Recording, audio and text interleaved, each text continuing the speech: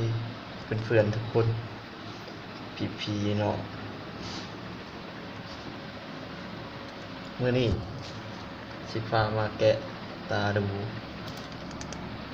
มาลองแกะเบิ่งว่ามันมีร้ายเลยเก็บใบ2 ทิศ 3 ทิศเลยยังบ่ทันนะไปแกะเพราะว่ายางมันยังหลายอยู่มื้อนี้สิมาแกะพี่น้องเบิ่ง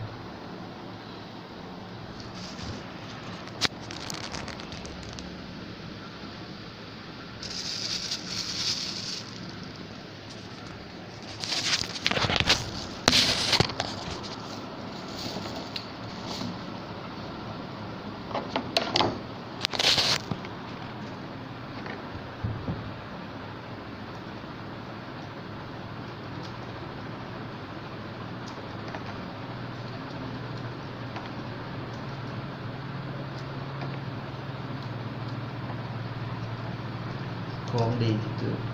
จากธรรมศาสตร์ต้นไม้สร้างมาเนี่ยของแปลก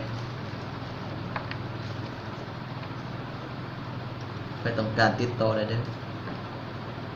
มีลายอยู่ตาคูณก็มีตาคูณตาดู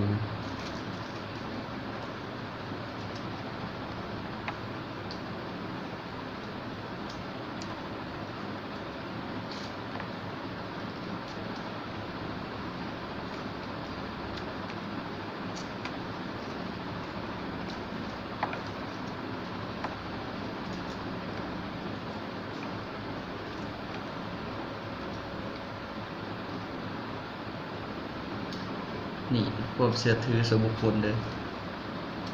ไปสิว่างมงายก็อย่าบ่ได้มีความเชื่อถือส่วนบุคคล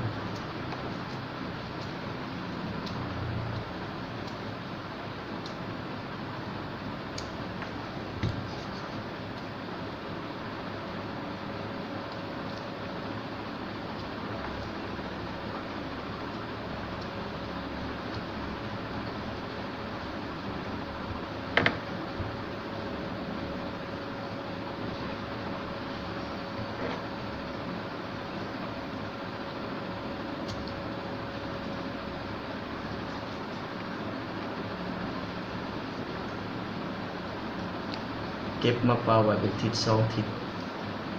ยังยางมันยังลายอยู่